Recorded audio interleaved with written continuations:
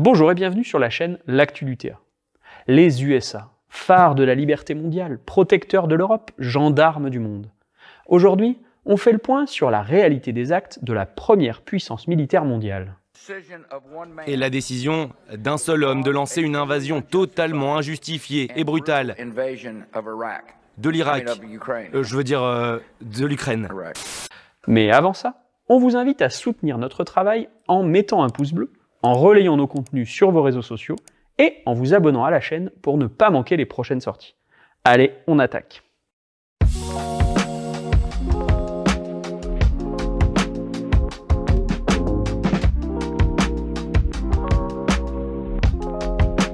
Depuis les années 80, les USA utilisent le terme État voyou, Rogue State en anglais, pour désigner les régimes qui menacent la sécurité collective.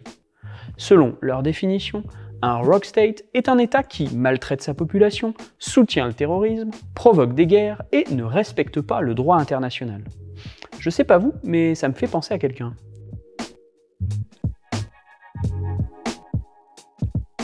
Pendant la guerre froide, il était de coutume de présenter l'URSS comme un État carcéral, avec l'image d'Épinal du goulag. Depuis l'ouverture des archives, les historiens sérieux établissent qu'au plus haut des années 40, dans un contexte de guerre, on comptait 2,5 millions de soviétiques en camps pénitentiaires ou en résidence surveillée, sur une population d'environ 170 millions. Un taux de répression incontestablement élevé, même si on est loin des chiffres fantaisistes de la propagande. Aujourd'hui, aux États-Unis, plus de 7,3 millions de personnes sont en prison ou en privation de liberté, sur un total de 333 millions d'habitants. Les USA battent donc officiellement le record, avec plus de 2% de leur population sous régime carcéral ou paracarcéral. USA! USA! USA! Autre sujet. Derrière les grands discours, les USA ne manquent pas de liens avec des organisations douteuses.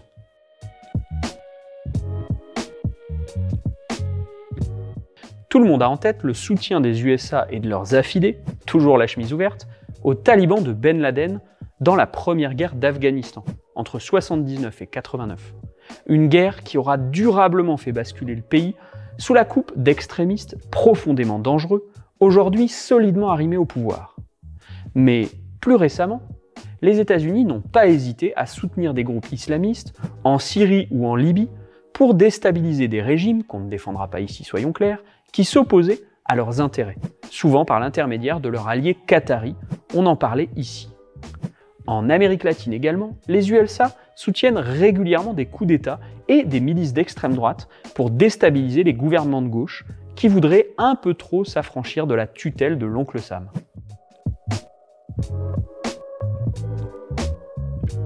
Le soutien à des groupes paramilitaires peu fréquentables n'est pas le seul outil qu'utilisent souvent les USA pour plier les nations à leur volonté. On en avait parlé dans l'épisode 37 de Revue d'Actu. Les sanctions économiques sont une arme de guerre contre les peuples.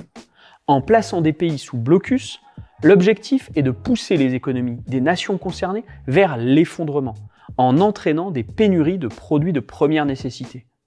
Le Venezuela, qui a fait l'actualité cet été, en est le parfait exemple. L'étranglement imposé par les États-Unis a plongé le pays dans une crise sans précédent, faisant bondir pauvreté et corruption. On peut aussi citer le cas de Cuba, dont le peuple résiste héroïquement à un blocus drastique depuis plus de 60 ans. Le plus long blocus commercial de l'histoire récente, condamné pas moins de 18 fois par les Nations Unies, à chaque fois à la quasi-unanimité.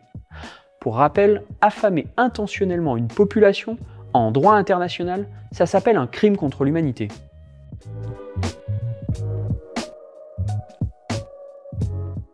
Enfin, et c'est peut-être le plus dangereux, les USA sont le principal moteur de la militarisation du monde. Non, mais je vous jure, il y en a à peine pour un mois, hein. On y va à la fleur au fusil, et promis cette fois, c'est la der des der. En Ukraine, si l'invasion russe ne saurait être excusée, les États-Unis alimentent l'escalade du conflit depuis 2014. D'abord en encourageant le non-respect des accords de Minsk et la guerre civile, puis en poussant à l'escalade d'un conflit qui fait chaque jour des centaines de morts. En Asie-Pacifique, ils multiplient les provocations pour déplacer l'affrontement commercial avec la Chine, où ils sont en fragilité, sur le terrain militaire, où il dispose d'un avantage conséquent. Enfin, il ne faut pas oublier que sans les armes Made in USA, Netanyahou ne pourrait pas poursuivre sa guerre sans fin au Proche-Orient, au mépris du droit international, allant jusqu'à bombarder les casques bleus de l'ONU stationnés au Liban. Alors oui, dès qu'on regarde les faits au-delà de la propagande, sans exonérer les impérialismes régionaux concurrents, on se rend bien compte d'une chose, les États-Unis décrochent haut la main la palme du Rock State. À diffuser sans modération. Sur ce, on se donne rendez-vous la semaine prochaine. À bientôt.